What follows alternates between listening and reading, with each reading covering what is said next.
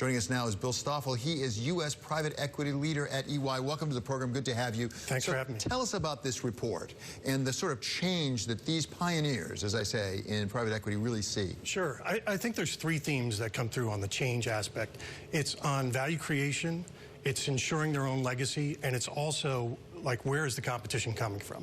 And so I think you look back over the last 10 years, and there's been a massive amount of change for the industry where it was just pure play private equity.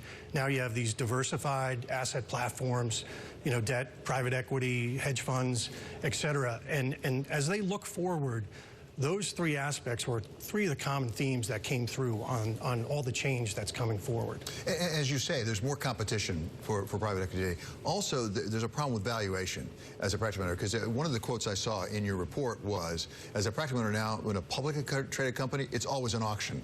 And so basically, you're limited in what you can be going for. Sure.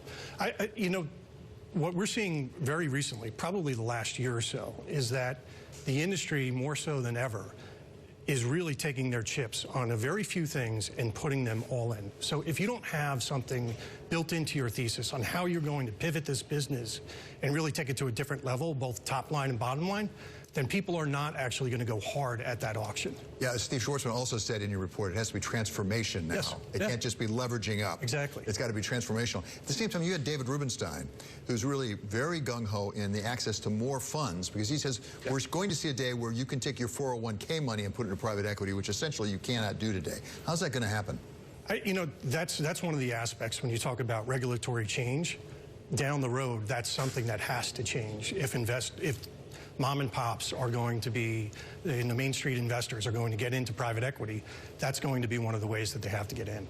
We also are seeing a transition generationally. Sure. As we pass it on to the next generation. We've just seen it, for example, at KKR. They made a big announcement. What did these founders talk about with respect to really transition? Culture. The number one thing that came out all the time was culture. They're very focused on maintaining the culture. You think about these founders, they didn't just start in a company, they started an industry.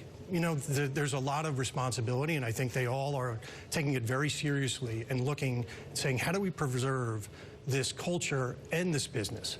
And finally, how does technology fit into a private equity strategy?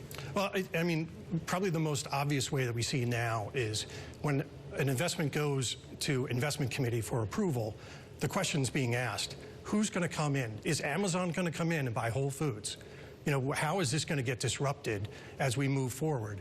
And I think you'll also see it, you know, one of the other quotes that's in there is that the industry itself, their business of their business hasn't changed much, and it likely will get disrupted as they move forward.